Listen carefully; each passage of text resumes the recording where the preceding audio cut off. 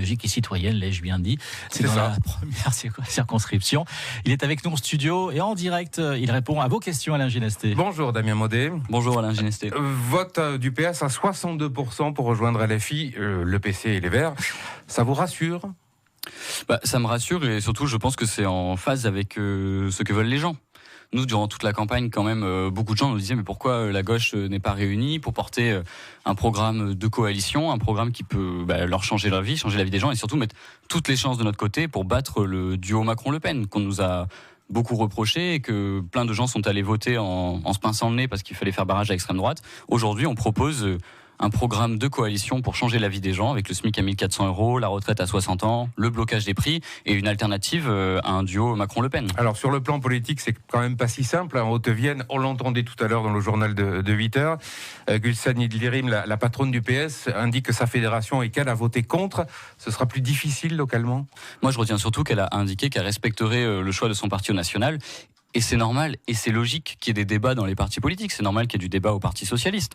Mais moi, je retiens surtout qu'elle a dit qu'elle appliquerait la décision nationale et qu'en plus, il fallait qu'on discute. Donc, je pense que dans les jours à venir, que ce soit avec elle, le Parti communiste, les Verts et toutes les autres personnes qui veulent nous rejoindre, il faut qu'on s'appelle et on discutera. Voilà, parce qu'elle a dit qu'elle n'avait aucun contact pour l'instant avec la France Insoumise et l'Union Populaire. C'est vrai, vous n'êtes pas parlé jamais à aucun moment ?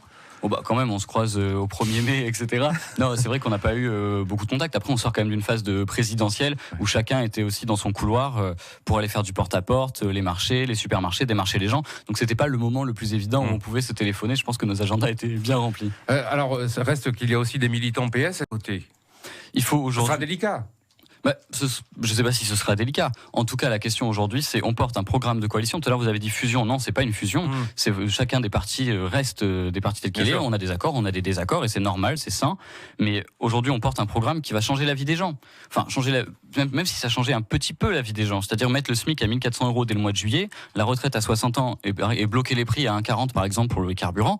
Ça, c'est important. Et j'espère que ça peut convaincre les militants de faire campagne. En tout cas, ça en convainc un grand nombre. Je pense que ça convainc un grand nombre de Français qui voulaient cette union et qui, en majorité, en partie, en tout cas, approuvent ce programme. Donc, convaincre les militants de venir faire campagne, je pense que ce programme de coalition peut les convaincre. Oui, et j'espère que ça va les convaincre. Alors, reste les cas quand même ce matin de Stéphane Destruo et d'Andrea Brouille, qui étaient pressentis pour être les candidats PS sur donc la première circonscription où vous serez candidat et la troisième de Haute-Vienne. Que pouvez-vous leur dire ce matin ? Moi, ce matin, je leur dis que s'ils veulent changer la vie des gens, on porte un programme pour le faire.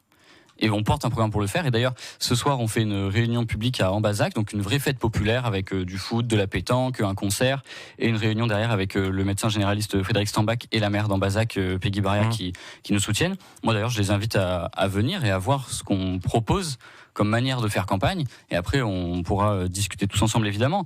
Mais on porte un programme pour changer la vie des gens. Et c'est ça l'important. Ouais. L'important, c'est une alternative au duo Macron-Le Pen. Et on la porte aujourd'hui. Est-ce que vous craignez qu'il y ait, parce que ça risque de se produire, ça se voit sur certaines circonscriptions au niveau national, pas en Limousin pour l'instant, est-ce que vous craignez qu'il puisse y avoir des candidatures dissidentes venant du PS, par exemple ?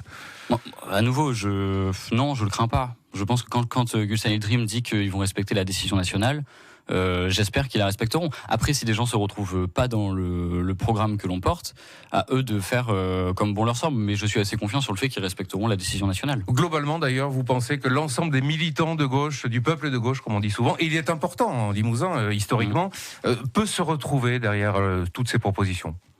Oui, je pense, oui. À partir du moment, en fait, c'est pas tant le peuple de gauche.